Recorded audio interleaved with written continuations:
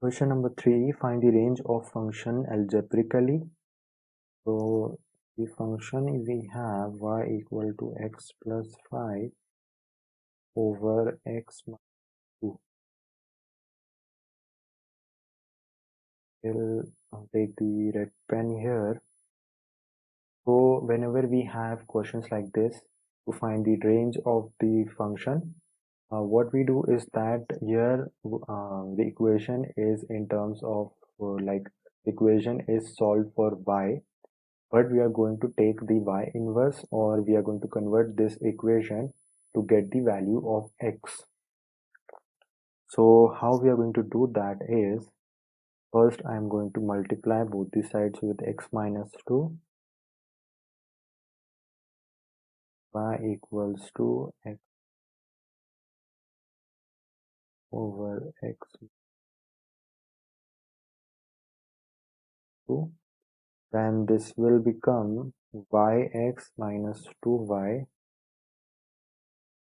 So this will become yx, y will be x plus 5.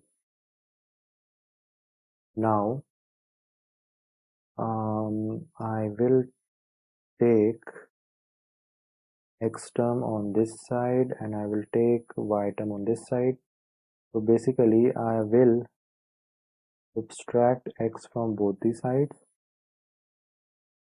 and I will add 2y both the sides. So by this I will get x and x will get cancelled, not x and x, so this will be yx minus x,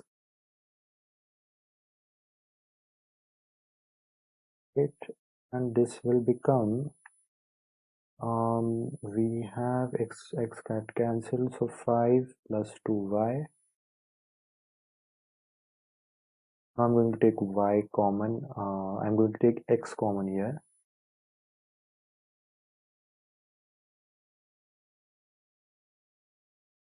And I will multiply both these sides with y minus 1. Divide both the sides with basically y minus 1.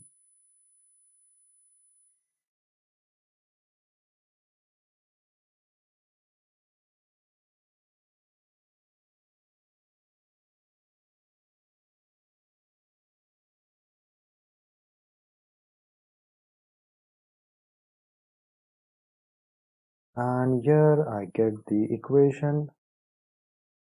So in this equation, so finally I have obtained the equation in terms of y, so that I can get the values of x.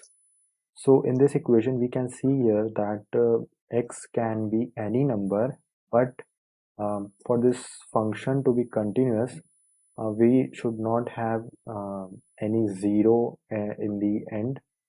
So the denominator should not be equal to 0 for the function to be continuous.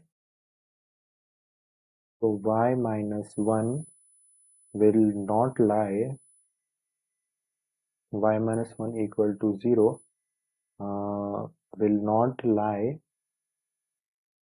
in the domain of x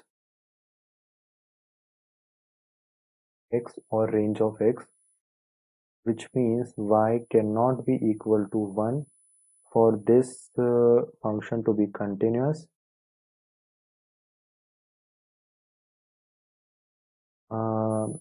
Apart from y equal to 1, y can have any value, and therefore we can say that the solution given by junior tutor also, let's see the okay, x minus y, they have also obtained this. So from the result above we can see that x is not defined when y is not equal to, when y is equal to 1, x is not defined. Hence the range for y, okay, so the range for y will be y, this is y will be element of real number, and y should not be equal to 1. So in this way we find the range of any polynomial, and the solution given by junior tutor is correct. I'll just write correct solution.